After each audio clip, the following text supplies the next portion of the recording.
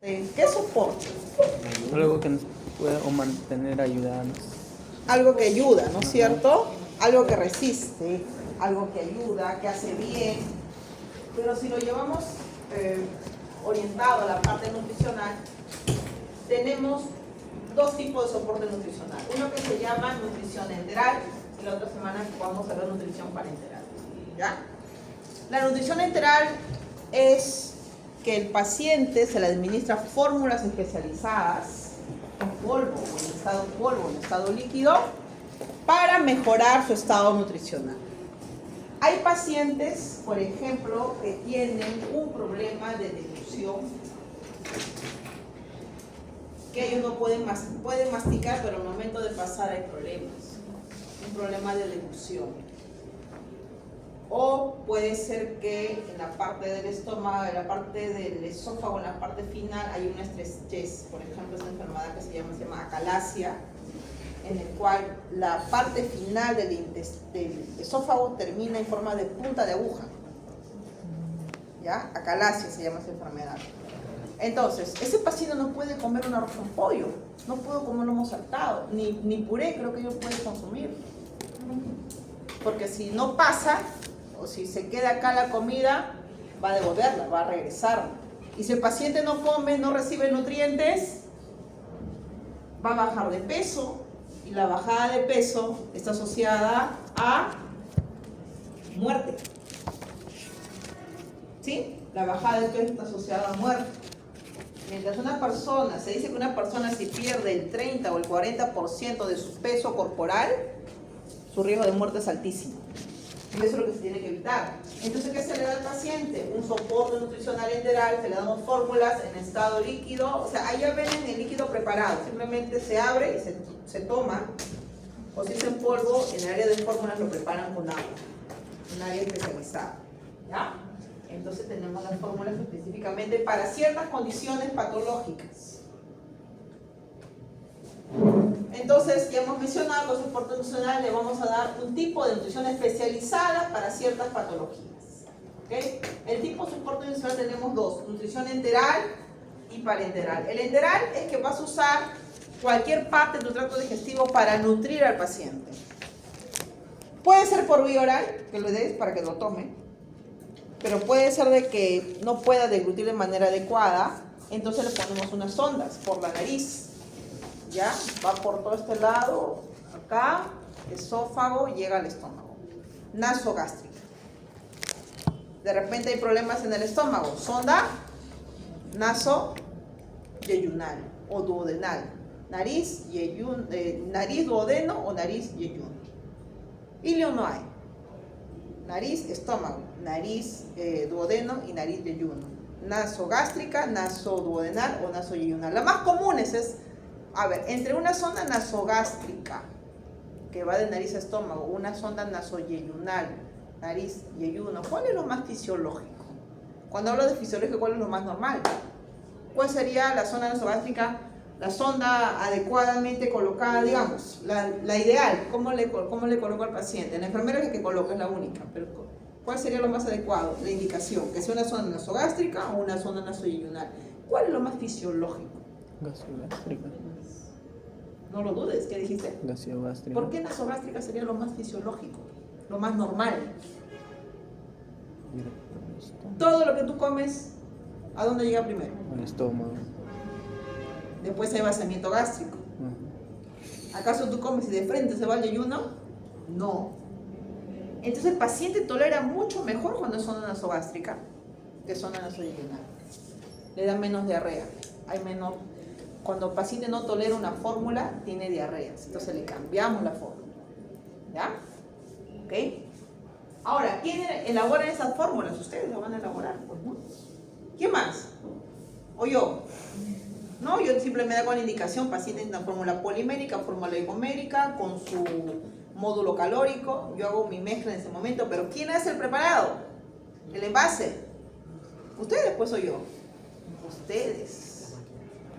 Ya, ustedes van a hacer ese tipo de preparados. Logro de la sesión: al finalizar la sesión, el estudiante identifica y analiza la importancia de la nutrición enteral. según tratamiento de las enfermedades. La presencia de la enfermedad limita el consumo de alimentos, mermando con ello el estado nutricional del paciente, sugiriendo el uso de estrategias de soporte nutricional para preservar y mejorar el estado del paciente. Entonces tenemos nutrición enteral, que ya les mencioné, vía oral, sondas que puede llegar al estómago o al intestino. Si es que el tracto digestivo no está funcionante, cuando hay una obstrucción intestinal, ¿puedo darle fórmulas vía oral? ¿Por sonda? No. Intestino está paralítico o obstruido, yo no puedo, pero el paciente tiene que comer. ¿Por dónde come? Por las venas. ¿Cómo se llama ese tipo de soporte? Nutrición parenteral. Y ahí ustedes van a hacer los tromes, porque hay un equipo soporte nutricional en hospitales 3.1 y en ese equipo está el químico farmacéutico que elabora todo el preparado. El médico nutricionista hace la formulación, le entrega al químico. El químico hace pruebas, mini pruebas y dice: la formulación está ok, no hay inestabilidad, no hay precipitados, no cambia de color, estable, queda. Dice, he hecho mis pruebas, si hay un problema del calcio con el fósforo, y así comienza a tener, ve los errores y dice reformula, y nos entrega nuevamente el documento para reformular. O sea, aquí el químico hace esas mezclas, ¿ya? En el hospital hay un área especial en el cual ustedes van a hacer dichas mezclas. El químico se especializa en esta área, ¿no? En unidades de soporte nutricional, ¿ya? Se especializa en área. ¿En qué hospitales hay? Unidades de soporte es salud, por ejemplo, Sabogal, Almenara, de hecho, Tierra de Baliátegui, Hospital del Minsa, Hipólito Unanue, 2 de Mayo, creo que también, Santa Rosa es muy bueno. No sé si ustedes hacen internado ahí, prácticas. Santa Rosa, Hospital Santa Rosa es uno de los hospitales así, digamos, muy buenos en soporte nutricional. Básicamente nutrición parenteral. Tiene un equipo de soporte nutricional, ¿ok? La importancia de asegurar una provisión adecuada de nutrientes radica en que después de periodos de ayuno mayores a 14 horas se presenta un estado gluconeogénico caracterizado por un catabolismo proteico exacerbado, el cual está presente en mayor intensidad en el periodo postquirúrgico y posterior a cualquier evento traumático, con la finalidad de compensar el incremento en las demandas energéticas endógenas. Tú no puedes tener un paciente por mucho tiempo en ayuno, porque tu cerebro necesita constantemente glucosa, ustedes ya saben eso. ¿Ok? Entonces, de repente ya, profesora, pero si tiene acá en su glucógeno, en su hígado, usa eso, pues no. Le va a durar un poquito tiempo, pero y más tiempo lo vas a tener en ayuno. ¿De dónde vas a sacar la glucosa? Si no puedes comer por vía oral. Y estás pensando, ¿cómo lo alimento al paciente?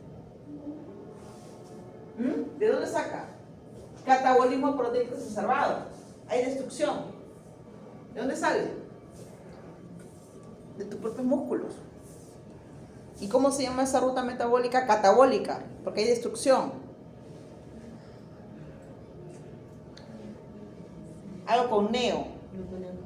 Muy bien, neogluconeogénesis o gluconeogénesis, ¿no? Que utiliza aminoácidos para obtener una molécula de glucosa. Y como glucosa, tu cuerpo lo necesita las 24 horas del día. Se dice que el soporte nutricional debe iniciar dentro de las primeras 24 a 48 horas. El paciente no puede estar más de 2 días en ayunos. Tenga la patología que tenga, si lo tienes más en ayuno al paciente, aparte de que pierde masa muscular, alguna evidencia menciona que el paciente está produciendo más citoquinas proinflamatorias. O sea, lo vas a agravar más al paciente dejándolo sin nutrientes. Si no puedo usar el tracto digestivo, puedo usar las venas. De mayor calibre lo encuentro acá y de menor calibre lo encuentro en el brazo. ¿Quién coloca los catéteres? Lo coloca entre el médico y la enfermera. ¿Ok? Esa es su función dentro del equipo de soporte nutricional. Y hay que evitar, como dice la desnutrición, ¿no es cierto? ¿Ya? Un paciente mejor nutrido se va más rápido a su casa. Un paciente mal nutrido demora un montón. Hay pacientes que dicen, me encanta estar en el hospital, todos me quieren, me dan mi comida, no tiendo mi cama, lavo mi plato, porque no, el paciente no hace nada. Me siento relajado, uno lo toman así, pero no se quiere ir, pero usted ya está, mira, recuperado. ¿Por qué no puede el paciente vivir en el hospital? O decirlo así. No hay espacio. Aparte del espacio, más importante, ¿qué cosa? Las enfermedades. En un hospital puede tener infecciones intrahospitalarias. La que ronda por ahí el neumococo, por todos lados, ¿no? Ahí la encuentra flaquita, desnutrida, pum, la chapa y le da neumonía, ¿no? Ahí la encuentra gordito, pum, le chapa, como gordito también es malnutrido, pues, ¿no? ¿Ya? Pseudomonas, Klebsiella, ustedes van a encontrar, Dios mío, un montón de bacterias, había y por haber. Tú no los ves, pero están ahí. Por eso que cada paciente que se va, desinfecta. Pero igual alguien se escapará por ahí, ¿no? ¿Ok? Me acuerdo que hace años, en mi internado, había en pediatría un área, UCI, donde había un neonato, ¿ya? Y se complicó de una sepsis generalizada y murió el pobrecito. ¿Tendría cuánto tiempo? Ni un mes creo que vivió, después de su nacimiento, ¿ya? Yo me acuerdo que antes de ingresar a ese, porque era, mira, su cunita, porque era pues su incubadora, una incubadora en un cuarto poquito grande, y decía, o sea, tanto cuarto para una persona tan pequeña, pues, ¿no? Y yo me acuerdo que quería entrar así con mi ropa normal, y la enfermera me paró en la puerta, me dijo, no entres, Melissa, ni que te pongas, ¿cómo me dijo? Ni que te pongas 1000 mascarillas, no sé qué, yo te digo cuando no entras, revisa la historia, pero no entres, me dijo. ¿Y por qué no me quiso dejar entrar? Ese bebé tiene una fauna de bacterias, me dijo, sí, no entres, todo el área está, pero no entres. Y entraban 2, 3, el médico que tenía y la enfermera, pero salía rápido. Y una vez que el bebé falleció lamentablemente, creo que veo una señora con su máscara tipo Chernobyl, así con una cosa, está fumigando la pared, el techo, todo. ¿Tú te imaginas esa cantidad de bacterias que tú no ves? ¿Sí? Por eso que el interno tiene que tomar desayuno, pues, al momento de ir a su internado, ¿no?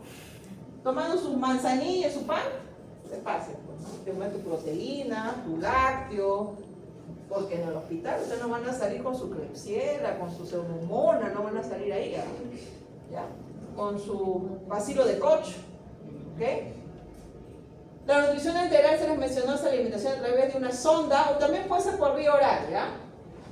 Sonda o vía oral, pero hay que tomar en cuenta lo siguiente: primero, el estado nutricional del paciente, sus requerimientos nutricionales, cómo está funcionando su tracto digestivo, seleccionar la vía de alimentación. ¿Le colocamos sonda o no? Va a depender de la enfermedad que tiene. Cuando inicio, el tipo de fórmula. Hay fórmulas poliméricas, que son una fórmula larga de una cadena, por ejemplo, de carbonos, de aminoácidos, o fórmulas oligoméricas, que son más reducidas, o fórmulas monoméricas, que son aminoácidos libres. Va a depender de la patología del paciente, ¿ya? El tipo de infusión, ¿cómo le voy a dar? Le voy a dar, por ejemplo, 24 horas, le voy a dar por 6 horas, por 7 horas, por 8 horas. ¿Cuántos mililitros por hora le voy a dar? Va a depender de la condición del paciente. Mientras más grave esté un paciente, la velocidad de infusión se inicia poquito, o sea, le ponen 20 mililitros por hora con una bomba de infusión. Si el paciente está mejorando, lo aumentamos a 30, 50. Cuando el paciente está ok, le pongo 100 mililitros por hora. Va a depender. Y elección de los indicadores de efectividad, ¿no? Digamos, hay que hacer monitoreo, porque a veces el paciente se distiende, a veces la sonda también comienza a migrar y se retira y la sonda va subiendo, y un riesgo de colocar sonda es que el paciente se puede morir broncoaspirado. ¿Qué significa broncoaspiración? Que te puedes morir, ¿ah? ¿Qué es broncoaspiración?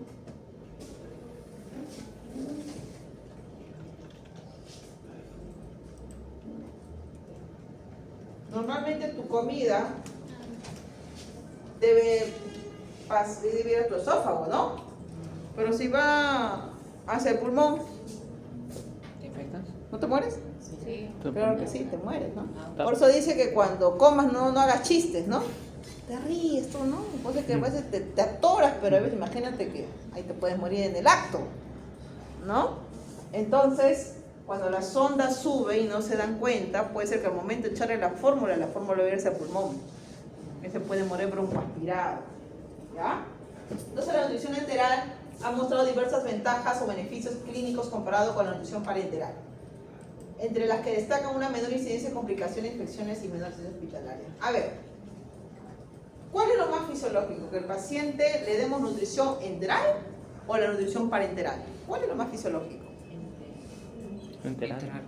Claro, porque está tomando, usa la vía oral, tú comes por la boca, o si es una sonda, va al estómago, o al ayuno. Pero ¿quién de ustedes se va a su casa y se enchufa acá en su cuello un tubo y pasa su arroz con pollo por ahí? ¿Alguien hace eso? Y está durmiendo y acá está que no, la sopa, el fideo, todo pasando por aquí. ¿Alguien? Nadie. No es fisiológico.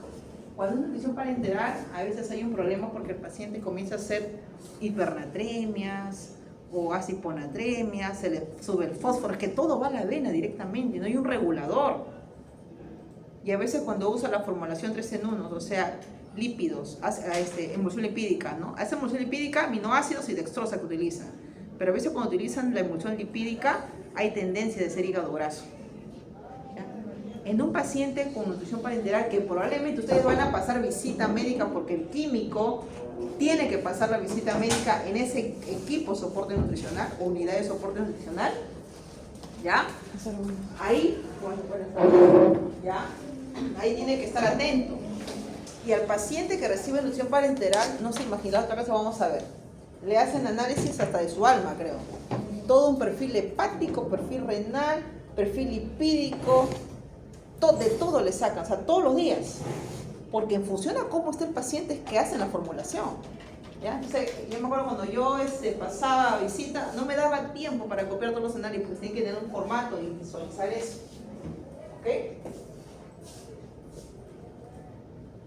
Bueno, acá hay una pequeña de historia, ¿no? Digamos, siempre se han preocupado en los ciclos pasados cómo alimentar a un paciente, de alguna forma, ¿no? La medicina avanzada, ¿no? Por ejemplo, habían operaciones raras, ¿no?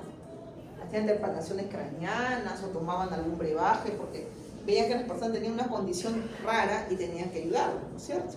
¿Ok? ¿Y cómo nació eso? En el año 1550 los antiguos egipcios han encontrado... Agarren su cosa por si acaso. ¿Y dónde vamos? Ya cociné. Ya estamos viendo. No, pero no mi casa.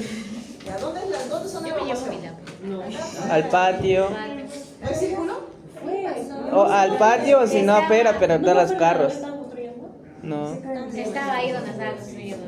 En el año 1550, antes de Cristo, obviamente, los antiguos egipcios, ¿qué encontraron? Encontraron un enema rectal de leche y vino. O sea, les dije sonda nasogástricas, ¿no? Ellos hacían sonda rectal. ¿Por qué hacían sonda rectal? ¿Más cerca? Porque decían que estaba más cerca Al estómago. al estómago por el colon Pero es que más- por la boca. Pero es todo un vueltón así. Y se dan un vueltón, ¿no? Que no sabían, año 1550, no te pases cuenta. ¿Qué van a saber? No han hecho su ¿Ya? radiografía. ¿Ok? Y en el año 300 antes de Cristo, Hipócrates también más o menos por ahí comenzó a revisar un enema rectal y pasaba vino por ahí, no sé por qué pasaba vino, ¿ok? Muy bien. Entonces, ya en el año 1980, en el año 1980, digamos, el año en que nací, ya estaba más avanzado. Y ahí hablaron sobre ciertos tipos de sondas, digamos así, las vías que podemos nosotros administrar a un paciente. Valoración de la funcionalidad del tracto gastrointestinal. El inicio de la nutrición enteral está justificado en pacientes hospitalizados con riesgo nutricional o de nutrición que son incapaces de cubrir los requerimientos nutricionales mediante la vía oral por una condición fisiopatológica. Este tipo de abordaje no es necesario en pacientes con bajo riesgo nutricional que se logra esperar su requerimiento. ¿Quiénes van a recibir fórmulas? Paciente con riesgo nutricional. ¿Y cómo yo sé que un paciente está con riesgo nutricional? Yo les puedo ver sus caras y para mí de repente, no sé, él está con riesgo. Pero ¿cómo voy a saber que él está con riesgo nutricional? ¿Acaso viéndolo? Probablemente sí por la experiencia, pero necesito una evidencia. Entonces, hay formatos que te evalúan riesgos. Y por ahí anoten, por favor, porque seguramente en algún momento, si van a pasar o en un trabajo por el área de unidad de soporte nutricional, ustedes participan en las visitas médicas y la nutricionista dice, encontré un paciente con riesgo según, y menciona los tamizajes. Hay 2 tamizajes que se hace al paciente. Valoración global subjetiva y el tamizaje NRS 2002, así se llama. Repito, valoración global subjetiva y NRS 2002. Esa evaluación hace la nutricionista y lo dicen cuando están haciendo la visita médica. La valoración global subjetiva tiene 3 resultados, A, B y C. Anoten. Es un plus que le estoy dando, en algún momento les va a ser de ayuda por si acaso. A, B. El A significa que el paciente está bien nutrido. El B, que está leve y moderadamente desnutrido. Y el C, extremadamente, severamente desnutrido. Entonces, cuando la nutricionista hace la evaluación, dice, según mi BGS, encontré con un resultado de B. Entonces el equipo dice, ¿no? Tanto la enfermera, el médico y todos, vamos a tener que iniciar porque está en riesgo el paciente. Y tiene tal patología más aún todavía. El NRS 2002 tiene otro resultado. Si es menor o igual a 3, me parece, ¿ok? Ya tiene riesgo de desnutrición, nada más. Menor o igual a 3, riesgo de nutrición, ¿ok? Entonces, por eso que no a todos se le da nutrición enteral, porque también las fórmulas tienen un costo, ¿o no? Claro que sí. Ensure, por ejemplo, que es el más conocido, es una fórmula polimérica de la farmacéutica Abbott. ¿Cuánto cuesta el Ensure, una lata de 1 kilo? 90 soles. De 850 creo que está 90 soles. De 1 kilo estará 100. Y hay pacientes que solamente toman Ensure. Y esa lata le dura 2-3 días. Son 100 soles cada 3 días. Porque le tienes que dar 2 litros de fórmula, 1,5 litros. Es caro. Y más aún, lo que vamos a ver, nutrición parenteral. Esa bolsita que ustedes van a preparar, aminoácidos, dextrosa y emulsión lipídica, más o menos está costando entre 800 a 1000 soles por día. Y hay pacientes que yo he visto conocer pacientes que están con nutrición parenteral por 6 meses. ¿Cuánta plata? ¿Pero dónde? ¿En el seguro o en el MINSA? Eso no se pone cuando está en coma. No necesariamente. Por ejemplo, el salud sí te cubre 100%. El MINSA no sé. Ponte a rezar nada más. ¿Ya? No sé en el MINSA. Dice que el sí cubre, pero demora mucho el asunto y el paciente necesita nutrirse. ¿Ya? Sí dice su compañera, mira, buena su curiosidad, pero la nutrición parenteral le da solamente al paciente que está en coma. Probablemente sí, pero también para nutrición parenteral hay criterios. Lo que me ha pasado, yo veo un paciente, bueno, discúlpame, ya, a él, lo veo, pero yo lo veo mal, que ya este paciente ni al mes va a llegar. Ya el médico ya le dio la venia. Lo evalúa, ve sus análisis, ve la progresión de la enfermedad, la edad y todo lo demás. Y me ha pasado que a veces el médico ni le pasa visita. Oye, doctor, nos faltó la cama 10. No, seguimos. Pero está muy flaquito, nutrición parenteral, no, seguimos. El soporte nutricional es para personas que tú crees que se van a recuperar. Pero si sabes que ya esa persona no pasa nada, que tiene una metástasis de cáncer y que ya se va a morir sí o sí, no le dan. Porque dicen que es una mala inversión, pues. ¿O no? Así lo ven. Así lo ve el médico, así lo ve el sistema. ¿Les parece bien o les parece mal? Ya se va a morir. Tiene metástasis, se mueren 2 meses, 3 meses y tú, dale su soporte, darle su... Desconecta, ¿no? ¿Ah? Tiras el cable, ¿no? ¿Cómo? Tiras el cable. Desconecta. Cuando yo he encontrado un paciente con metástasis, hasta le doy, creo, pan con chicharrón, le doy café. Su última cena. hay que hacerlo feliz, pues, ¿no? Tú piensas, cuando voy a estar así, ¿qué es lo que voy a pedir? Claro, yo no voy a decir, oye, tu dieta hiperproteica no interesa ya te vas a morir en un mes, porque estás avanzado, en cualquier momento te mueres. Entonces, que tengas feliz o no. Un paciente un día, unas horas antes que se muera, me pidió gelatina. Y no podía comer supuestamente, ¿no? Yo no le di, fui mala. La que le dio, me sacó a la vuelta, la técnica le dio la gelatina. Y se murió a las 2 horas. Cuando fui al área, porque quería decirle, señora, no coma la gelatina, ya le estaban haciendo la, ¿cómo se llama esto?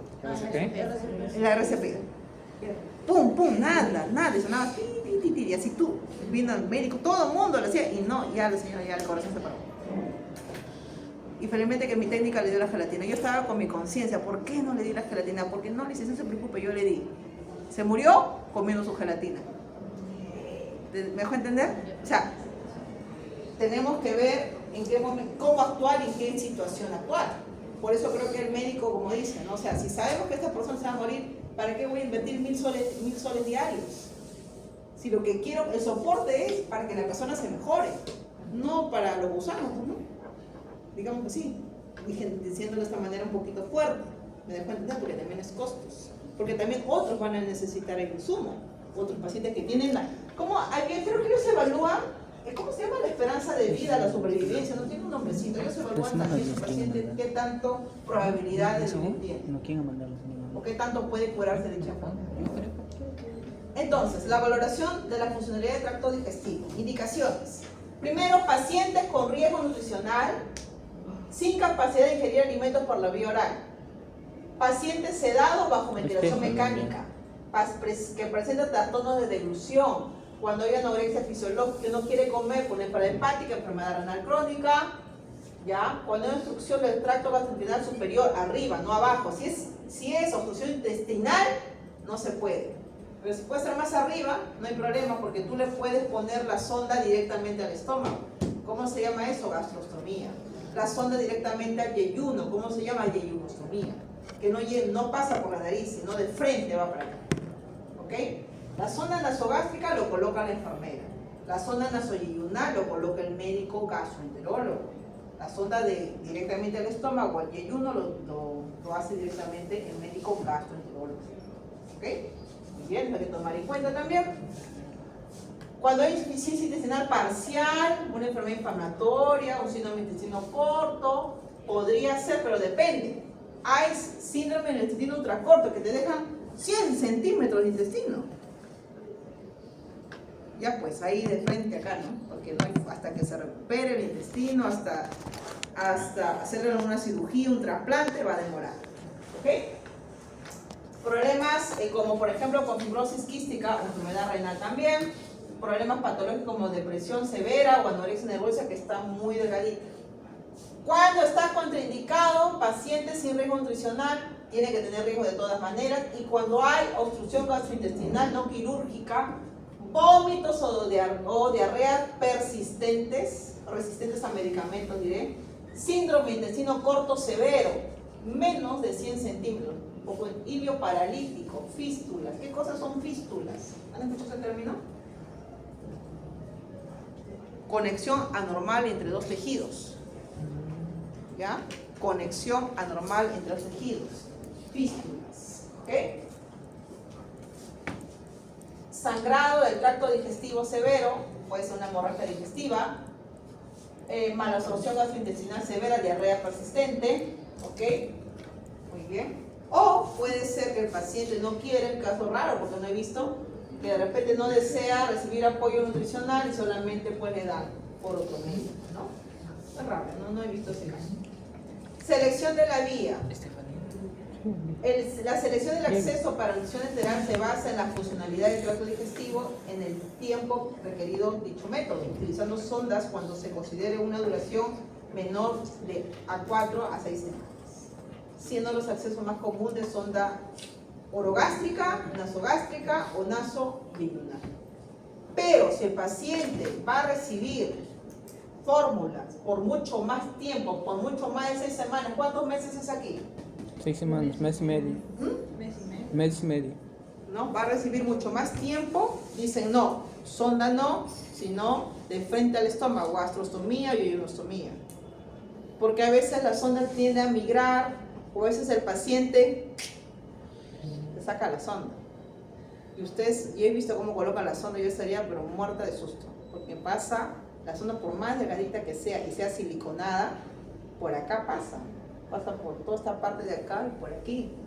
El paciente tiene que estar relajado, tranquilo, y he visto que a veces la enfermera le coloca y el paciente está sangrando. Terrible, ¿ya? ¿Okay? O a veces la sonda se obstruye, y cuando se obstruye la sonda tiene que sacar y volver a poner otra sonda. Muchos problemas a veces con respecto a la sonda, ¿no? Las sondas orogástricas son poco útiles, siendo bien toleradas en los pacientes con ventilación mecánica, invasiva o en pacientes sedados. En casos donde la nutrición enteral sea requerida durante más de 6 semanas, se aconseja, en este caso como ya les mencioné, las ostomías, ¿no?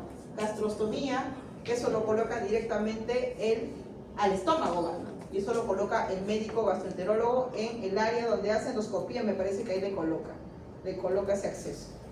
Pero a veces hacer gastrostomías es complicado porque primero tienen que citar al paciente para que le hagan ese procedimiento. Tiene que haber cupos, a veces pasa mucho tiempo. Recuerden que el soporte tiene que iniciar dentro de las 24 a 48 horas según protocolo. El paciente llega al hospital, desde emergencia se cuenta, a veces está horas y horas en emergencia, no recibe ni agua. No lo evalúan, pasa el tiempo, llega a piso, dicen sí, va a recibir nutrición enteral. Vamos a hacer interconsulta a la unidad de soporte, viene soporte, indica nutrición enteral. Perfecto, indico gastrostomía, por ejemplo. Uy, hasta encontrar cupo con el médico gastroenterólogo, pasa una semana. ¿Y qué se complica? El paciente. Por eso que lo más común que ustedes van a ver en los hospitales es la sonda. De nariz a estómago, de nariz a yeyuno. Pocas veces ven que la sonda va directamente al estómago. ¿Ok? De repente por mucha... No hay cupos, hay problemas. Pero si no, el médico está de vacaciones, no hay su reemplazo. Porque nadie más lo puede hacer, ¿eh? Solamente el médico gastroenterólogo, repito. ¿Ya? En pacientes hospitalizados críticos o no críticos se requiere nutrición enteral al estómago. Al documentarse que dicho acceso favorece el inicio temprano de este soporte, es más fisiológico que hemos mencionado y su utilización requiere un menor grado de conocimiento comparado con accesos nasoyunales. El momento de inicio es nutrición enteral temprana, según protocolos, según guías internacionales, entre las 24 a 48 horas. Y tienes el beneficio, disminuye el estado inflamatorio, menor producción de citoquinas inflamatorias, preservas a tus enterocitos, reduces complicaciones infecciosas, además disminuye la permeabilidad intestinal. Si es permeable tu barrera intestinal, van a pasar bacterias patógenas a tu torrente sanguíneo, inicias translocación bacteriana y eso sepsis. Y después de una sepsis, ¿qué viene?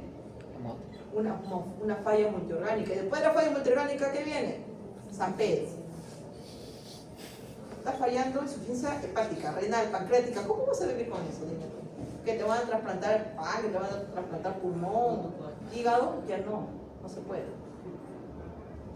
Entonces, preservas a tus enterocitos, disminuyes la permeabilidad intestinal, tu barrera intestinal, hay menor resistencia a la insulina, atenúas el estrés oxidativo y lo mejor de todo es que el paciente no disminuye masa muscular, no inicia la neoglucogenogénesis. ¿Ok?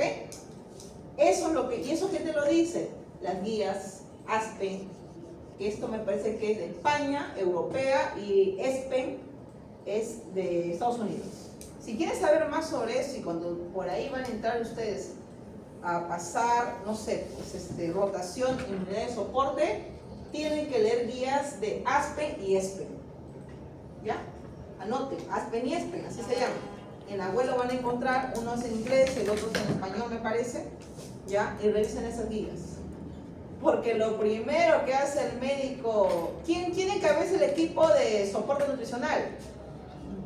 El médico, pero no es cualquier médico, es el médico intensivista.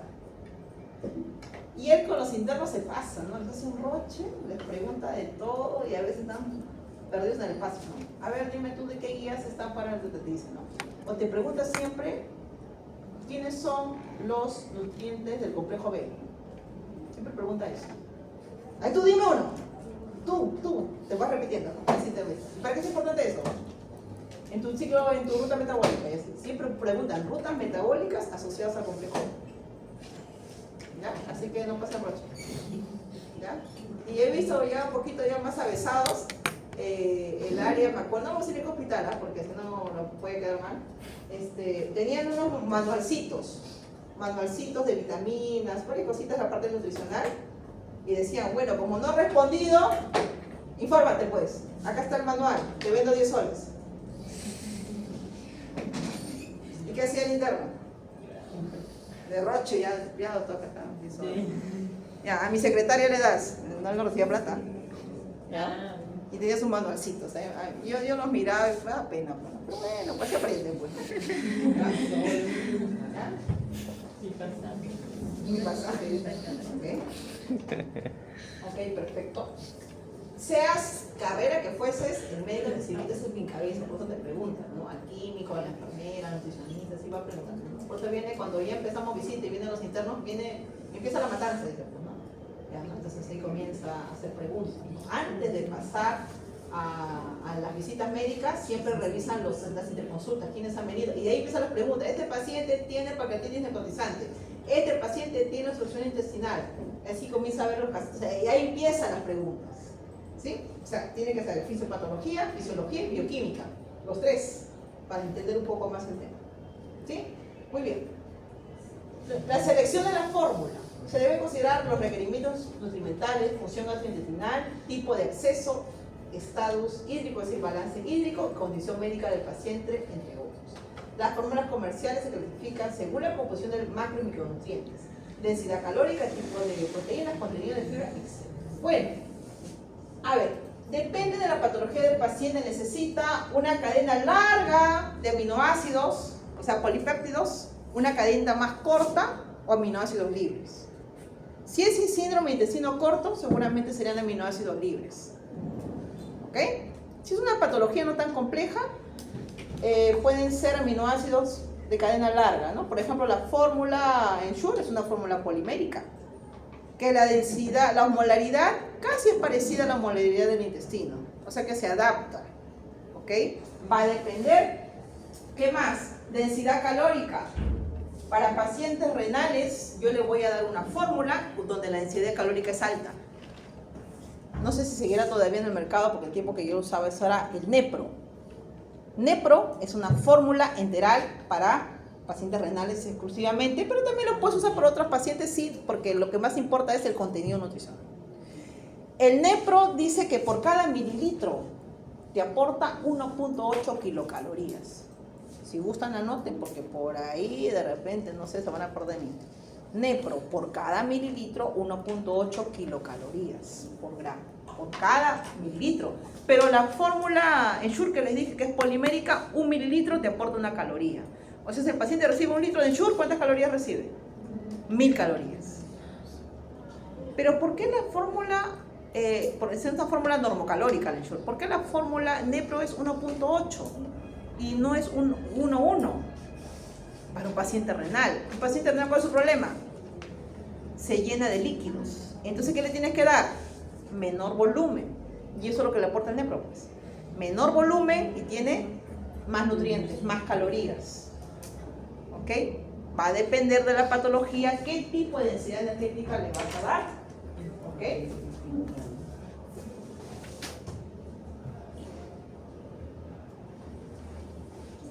Lo mismo es para la fórmula Pulmocare, que también se utilizó mucho en pandemia. Pulmocare se escribe.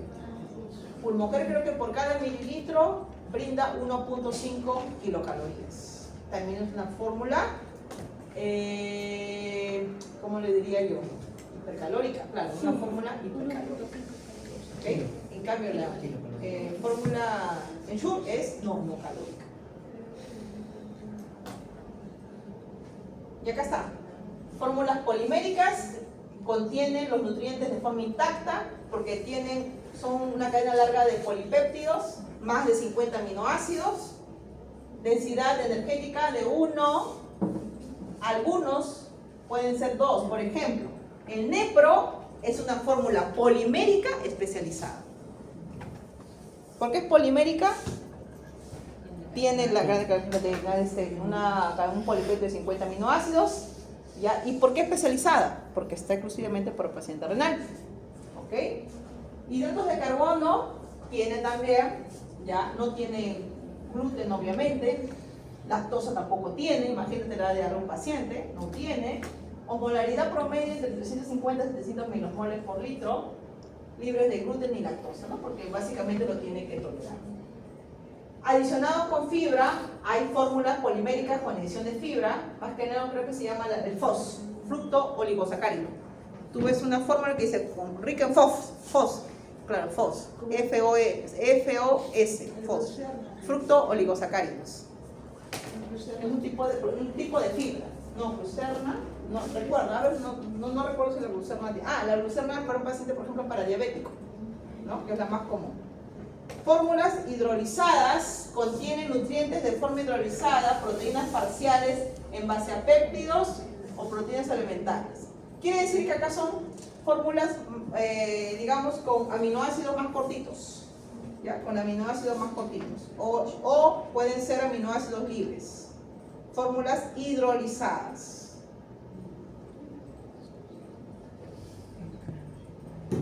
Y acá están las fórmulas especiales para diabetes, para pacientes con nefropatía, enfermedades pulmonares, pacientes hepáticos y módulos, ¿no? Módulos.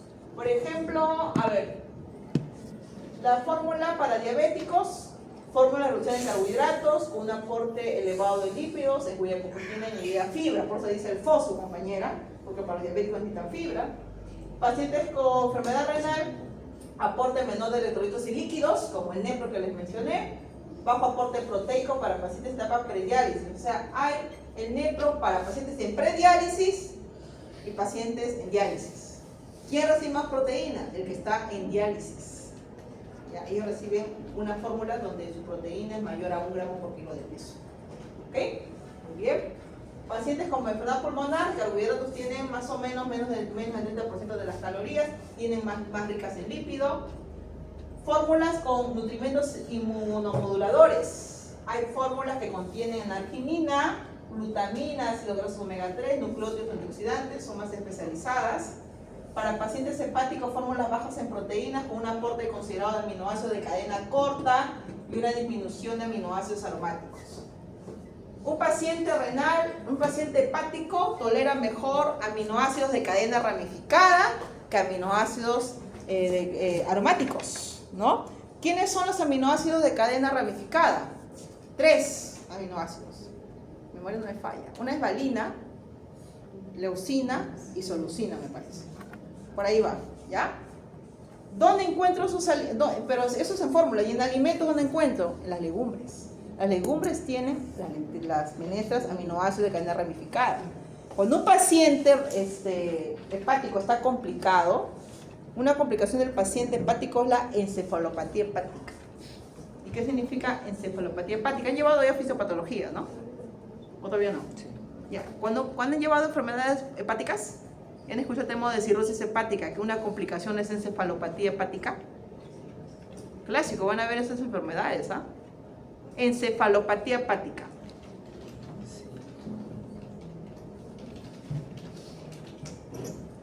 El paciente está delirando, no sabe dónde está, piensa que es Cristóbal Colón, ¿ya? Piensa que está en Varadero, que no está en el hospital. Hay una escala de Glasgow, evalúa tu estado de conciencia, ¿ya? La escala de Glasgow, eso también van a ver en las historias clínicas. ¿Ya? Se tienen que realizar historias clínicas para entender un poquito más la patología del paciente. Van a encontrar, cuando el médico evalúa, pone escala de Glasgow. Estos pacientes tienen problemas de dónde están. No están lúcidos, orientados ni en tiempo, ni en espacio, ni en persona. Entonces, están encefalopáticos. ¿Qué le dan? Aminoácidos de cadena ramificada y no aminoácidos aromáticos. Entonces, yo al paciente en esa condición no le daba poco contenido de carnes y más legumbres. Cuando ya le pasaba su problema de encefalopatía, ya le daba sus carnes y sus legumbres, ¿no? Pero digamos que restringía sus aminoácidos aromáticos. Y hay fórmulas en las cuales tienen esas condiciones. Es una fórmula, ¿cómo se llama? Enteresepati, creo que se llama la fórmula. 100 gramitos, nada más de esa fórmula para pacientes cirróticos, estaba a 120 soles. 100 gramitos, ¿sabes? Oye, si ustedes hacen fórmulas integrales salen millonarios, ¿sabes? Porque se cuesta un montón de plata. Y más aún cuando el hospital te lo compra, por ejemplo. Abbott hasta ahora provee de fórmulas a toda salud a nivel nacional. Imagínense, ¿no? Imagínense, ¿no? El dinero que se hace en la farmacéutica, ¿no? ¿Ya? Y acá tenemos, por ejemplo, ya.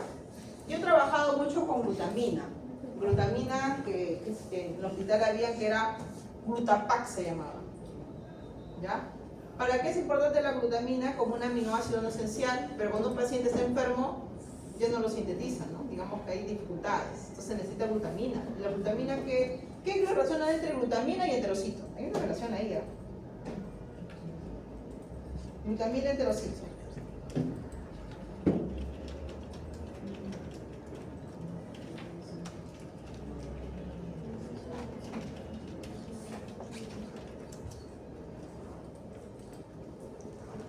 Para el intestino, la glutamina es su sol. Entonces, ¿qué le da la glutamina al enterocito? Si la glutamina es como su sol, le da energía. Es un nutriente principal, la glutamina. Entonces le damos glutamina al paciente. ¿A quiénes pacientes? A los posoperados de una parte quirúrgica. Como ellos demoraban en comer, porque hay un proceso para que toleren mejor los alimentos y no haya diarrea, si hay una mejor absorción, le damos glutamina. Y cuando el paciente recibe glutamina, comienzas a restablecer sus vellosidades y microvellosidades intestinales. Si las vellosidades están aplanadas, ¿va a absorber o no nutrientes? No, le va a dar diarrea. Tienen que estar hermosas, ¿no? Como un árbol frondoso, crecidas, con una longitud adecuada. Y ahí recién absorbe. Y eso es lo que hace la glutamina, ¿no? Recuperaba lo que se perdió en el paciente. Entonces, antes de empezar comida, le dábamos por una semana glutamina. Si mal no recuerdo, la dosificación es 0.5 gramos por kilo de peso. Más o menos, el sobre era 30 gramos. Yo le daba 2 sobres por día, por 7 días o 5 días, y luego iniciaba la alimentación y no había diarreas en el paciente, o sea que había buena tolerancia. Pero esa glutamina, ese Glutapac no solamente venía glutamina, sino venía lactobacillus. Claro, excelente, ¿no? El lactobacillus para la microbiota con la glutamina, tu intestino estaría pero feliz de la vida, se restablecía inmediatamente. ¿Ya? Entonces me hicieron degustación de la glutamina, uy, no, qué horrible era. Sentía que me echaron en un vaso de agua Yenomoto y me decían, tómate. Yo lo boté porque no lo toleré. Pero ¿cómo le damos? Hay pacientes que sí lo toleraban, ¿eh? Pero hay pacientes que le damos con gelatina. Ya con gelatina atenuaba el sabor y rico se lo tomaban, pues, ¿no? ¿Ya? Y un día, una técnica, yo le dije, ¿cómo lo vas a hacer? 100 mililitros de agua, le agregas este polvito, lo mueves despacio con la cucharita y rapidito te vas del paciente porque tiene lactobacillus, tus bacterias no se vayan a morir en el camino. ¿Y sabes qué hizo la condenada? Yo estoy escribiendo y escucho una licuadora. ¿Qué es eso? Su glutamina del paciente, voy a matarla. Pobres bacterias, no los ha licuado. ¿Ya? Bueno, pues es que se olvidó, no sé qué le ha pasado. Bueno, infusión de la nutrición enteral. La fórmula de nutrición enteral puede iniciarse de forma inmediata para instalar y corroborar la ubicación de la sonda o el acceso al árbol. Se recomienda la confirmación de la ubicación mediante radiografía. Ok, cuando se coloca la sonda, hay que cerciorar que está bien colocada. Uno, le hacen un rayos X, ¿ya? O otros creo que le hacen como un aspirado para ver si está saliendo jugos gástricos, ¿ya? Hacen un aspirado para corroborar la ubicación de la sonda. Quiere decir, una vez que se coloca la sonda, si tú le das alimentación inmediatamente, de repente se fue al pulmón y lo matas al paciente. ¿Ya? Hay que corroborar. La forma de darle la fórmula por bolos o en forma continua. Esto se hace con bombas de infusión mayormente. ¿Conocen las bombas de infusión? Hay para medicamentos y hay para fórmulas. A ver, lo voy a enseñar por acá.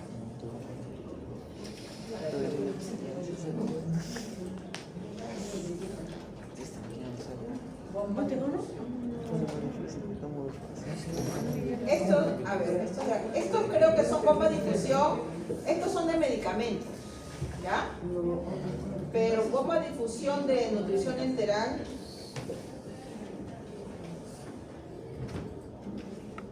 Ah, ya está. Yo trabajé con esta es la mica. Con esta fórmula, esto. ¿Qué dice acá? Volumen total, mililitros por hora que pasa. Tú lo programas. ¿Cuánto le estás dando con la fórmula? Por acá, toda bolsa enteral viene con una línea que lo coloqué. Yo abría acá la puertita y por acá lo abría, por acá lo metía, ¿ya?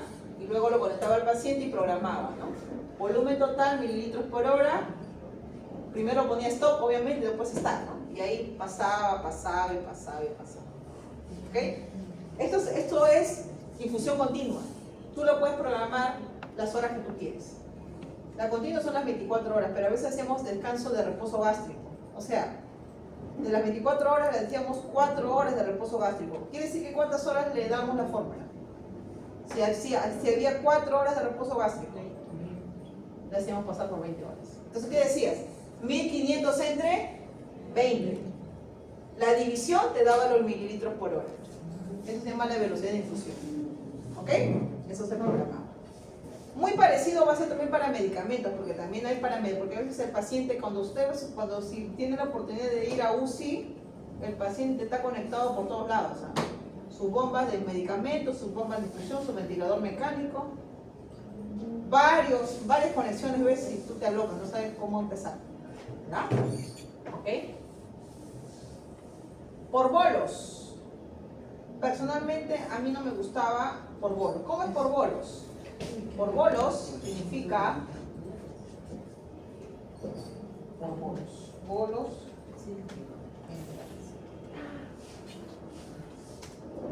Miren acá. A ver dónde está por bolos.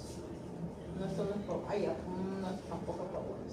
Es como una jeringa. Ah, no, bomba de difusión le paso. Acá está. O sea, miren acá, este es el ejemplo. Esto es un maniquí, ¿no?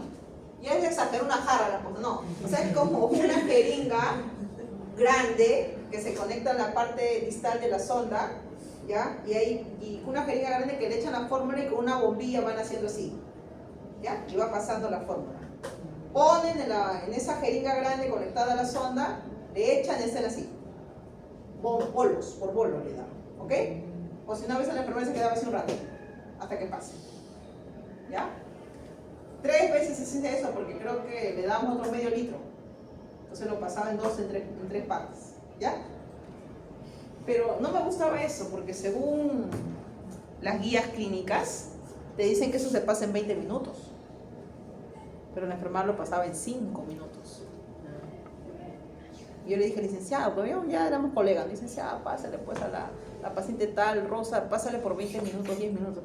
Ay, Melissa, mira, ¿cuántos pacientes tengo por bolos? 10. Cuenta, 20 por 10, me voy a quedar toda la mañana. ¿Y después qué? Tengo que hacer mis informes, tengo que aplicar medicamentos, que no sé qué. Un poco más, si me dice, pásalo tú, pues, ¿no? Un poco más me puede decir eso, ¿no? Ya. ¿Cuál era el problema cuando lo pasaba en 5 minutos?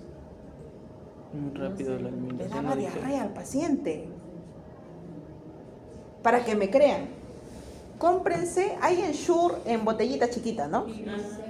Tómenselo en 1 minuto, de golpe. Pero tiene que estar cerca de su baño, ¿eh? Van a sentir cómo se estómago, o sea, ¿cuándo pasa la diarrea? Cuando el movimiento peristáltico es acelerado, ¿no es cierto? Cuando es así acelerado, te va al baño. Ya sientes que tu estómago que se mueve todos tus intestinos, ¿no? Y eso es lo que le pasaba al pobre paciente. Pues puede decir, Melissa, una fórmula astringente me puedes dar. Ya sabía yo pues, que me iba a pasar eso. Fórmula astringente, ¿qué le daba? Cocimiento de arroz, clara de huevo y zanahoria. ¿Tú crees que eso va a ser igualito que una fórmula enteral? No va a ser la misma calidad, ¿no? Pues pobre paciente delgada siempre pasaba. Por eso a mí no me gustaba mucho esa indicación de fórmula enteral. Le decía, consíguete que sea una bomba de infusión. Por ahí, consíguete, porque si no el paciente es el más perjudicado que va a terminar recibiendo de ellos. Muy bien. No me quedé. A ver, acá, ya. Monitoreo. Bueno, sé que monitorizar. ¿Qué monitoreas? ¿Cómo monitoreas? Signos vitales. ¿Dónde encuentro los signos vitales en una historia clínica? ¿Dónde encuentras signos vitales en una historia clínica? En la primera hojita de funciones vitales. Es un gráfico. Para empezar, ¿han visto algún formato donde ponen el dato, función vital? Temperatura, presión arterial, frecuencia cardíaca, frecuencia respiratoria. Yo que ustedes anoto, ¿ah? Porque eso le van a preguntar. ¿Cuáles son las funciones vitales? Uy, químico, que no sé, mejor regresen al primer año, ¿no? ¿Ya? Funciones vitales. Temperatura, presión arterial, frecuencia cardíaca y frecuencia respiratoria. Son funciones vitales.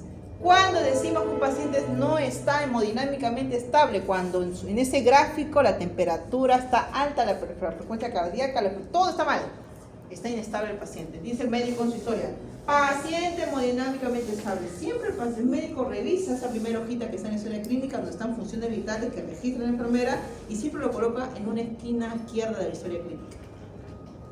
Por eso la enfermera evalúa al paciente mañana, tarde, noche. Hay que monitorizar las funciones vitales. Entonces tú no lo haces. Reiniciando la historia te vas a dar cuenta. ¿Ya? ¿Qué más? El peso del paciente. De repente el nutricionista evalúa el peso, pero igual es que estás chequeando. La idea es que controle su peso, que no esté bajo de peso.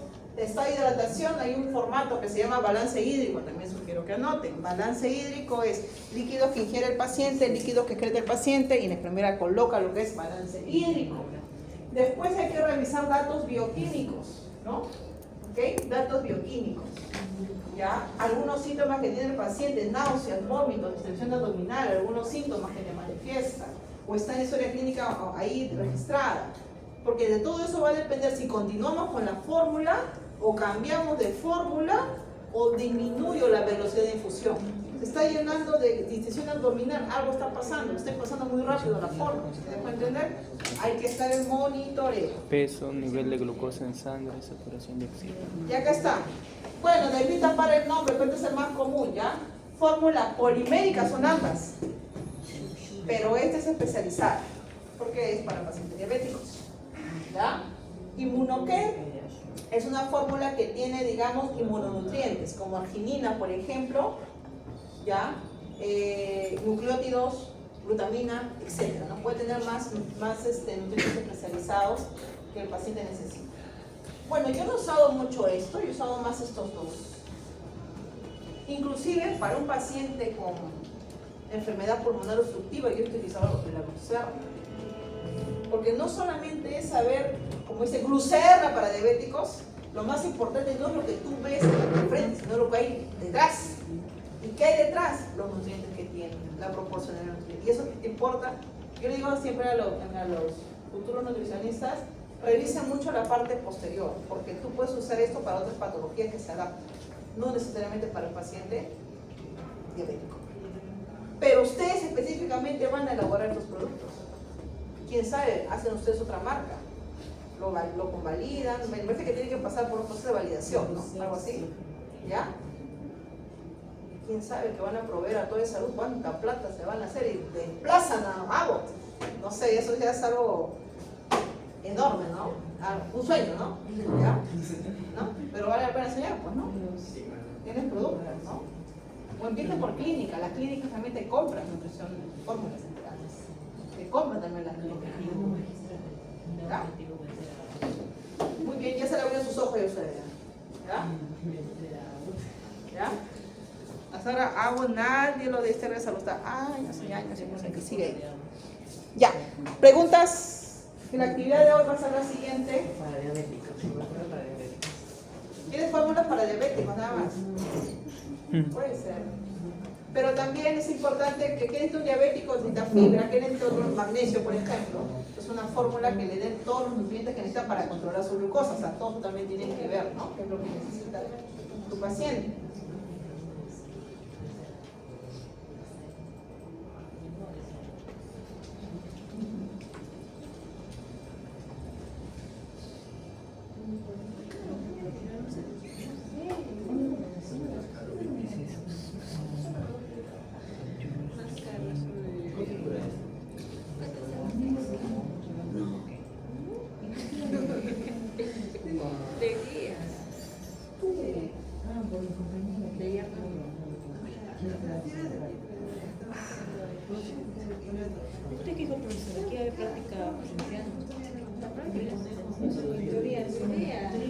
A ver chicos, la semana 12 que hemos visto ya en nutrición enteral, van a ser como un organizador gráfico en el cual van a poner 10 ideas principales de la lectura que está ahí, que yo les voy a pasar, que es manejo nutricional del paciente hospitalizado críticamente enfermo con COVID-19. A ver, profesor, ¿por qué estamos hablando de COVID-19? Realmente, gracias al soporte nutricional enteral, más que parenteral, se han salvado muchas vidas.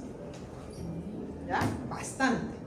Bastantes vidas se han salvado, porque el paciente no podía comer por X motivo, porque ¿qué pasaba con la COVID? No decían que se te perdía el gusto, se te perdía el olfato, todo se te perdía, ¿no? Entonces queríamos al paciente nutrirlo, no había otra forma que darle nutrición enteral. O sea, por sonda, por vía oral, como fuese. Muy poquitos recibieron parenteral, pero la mayoría fue la nutrición enteral. ¿Ya? Incluso algunos colegas que han estado en ese tiempo en COVID, yo justamente casi un año antes, me hubiera quedado, ¿no? Un año antes de que venga la pandemia, yo renuncié al hospital, pues me salí del hospital y hubiera estado en pandemia, ¿no? Para ver cómo ha sido todo el manejo, ¿no? No sé. Otros dicen, si hubieras estado, de repente tu vecino no era ahí, de repente tú hubieras muerto, porque hay colegas que se han fallecido por COVID. También, no solamente nutricionistas, también me imagino químicos, médicos, enfermeras, ¿no? No digo, o sea, estaban expuestos todos a esa primera, segunda ola, que fue lo más terrible.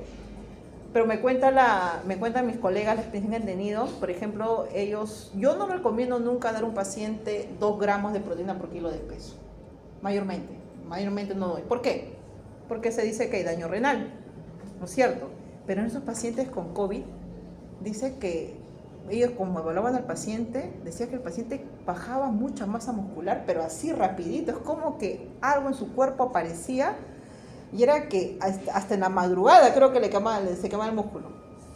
¿Y qué hacía el nutricionista? Le daba 2 gramos de de peso y a pesar que le daba así, seguía bajando la masa muscular. ¿Esto qué quiere decir? Que la COVID lo que ha hecho es ha alocado tu sistema inmunológico. Los ha alocado tanto, mucha producción de citoquinas preinflamatorias que ha habido.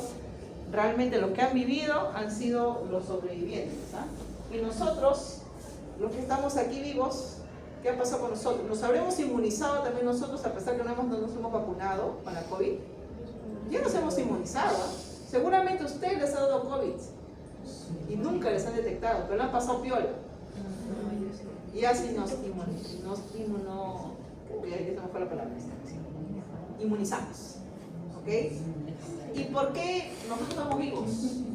Lo que ha pasado en el tiempo. ¿Por qué los primeros hombres, por qué se murieron y por qué siguieron viviendo algunos a pesar de que se morían comiendo un fruto infectado o que querían infecciones? ¿Y por qué seguían viviendo la humanidad? ¿Por qué vivimos? Por la variabilidad genética. Imagínate que toditos tengamos el mismo contenido genético. Ya estaríamos muertos hace tiempo. Algo de especial tendrá Mayo, que no se muere, pues, ¿no? Sofía, algo tendremos de especial nosotros, que esa variabilidad genética hace de que ante estos eventos de virus, bacterias, cualquier cosa que nos venga, algunos se mueren y algunos no. La selectividad, hemos nacido de esa selectividad, nosotros estamos vivos, ¿no? Hay que sentirnos orgullosos de eso, ¿no? Por eso serán buenas las mezclas, el chino con el estadounidense, ¿no? ¿Las mezclas serán buenas? Probablemente que sí, ¿no? Esas mezclas, porque hace que haya variabilidad genética, ¿no? Además, nosotros somos mezclados de todo, ¿no? ¿Ya? ¿Qué decir? ¿Ya? Mezcla de chino, negro, todo tenemos, ¿no? ¿Ya? Ok, perfecto. Muy bien. La lectura vamos a poner acá. ¿Lo pueden descargar? A ver, ayúdenme, por favor, se lo pueden descargar, la lectura. Creo que es esto. Este de acá. Sí, lo puedo. O sea, copien el link que yo hice, copien el link y les sale. Es esta lectura. Nos pasa a mí esto por el grupo que yo mando. Ya, lo voy a descargar, ¿ya? Ahí lo descargo. Nutrición hospitalaria. ¿Cuántos hospitales son? 9, dice, pero serán 8. Nada, mire, van a hacer nada ustedes porque hay más cuadros. Uy, no, que van a estar paseados. No hay nada, no van a hacer nada.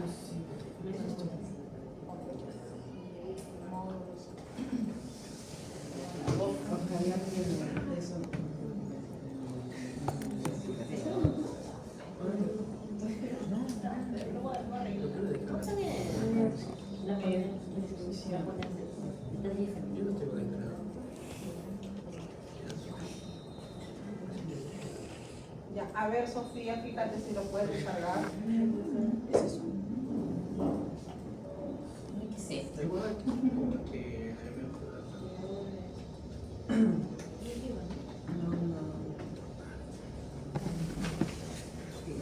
¿Se puede? La semana 12. Estamos semana 12, ¿no?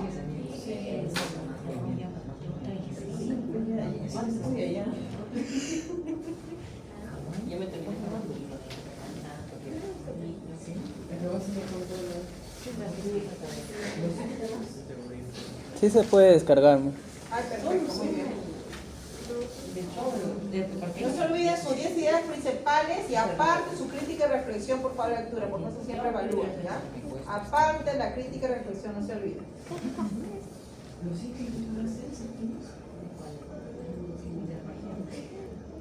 Ya está habilitado también para que suban ese trabajo de acá a una semana.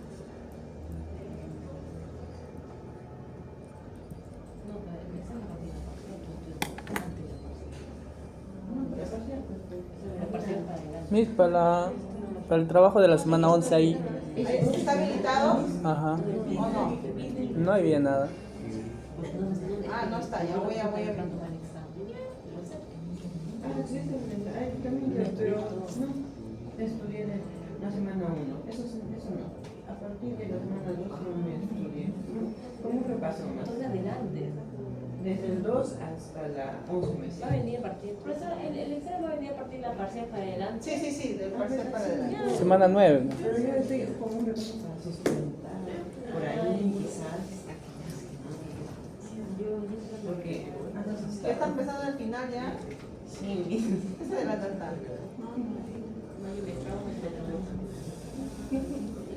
Ya se nota que ella quiere ya terminar el semestre. ¿Ya? Ah, eso lo voy a poner hasta mañana. Ya tiene la práctica 11 lista, ¿no? Sí. Ya, usted lo suben durante el día, hasta mañana va a estar habilitado. Ya está, me había olvidado. Ok, ya está. Vamos allá. Ya se encuentra Hugo. Hugo. Presente. Ahí está. Sandra. No vino. Stephanie. Dijo que está mal este. Ah, que mande por favor. Pero no hay eso. Patricia.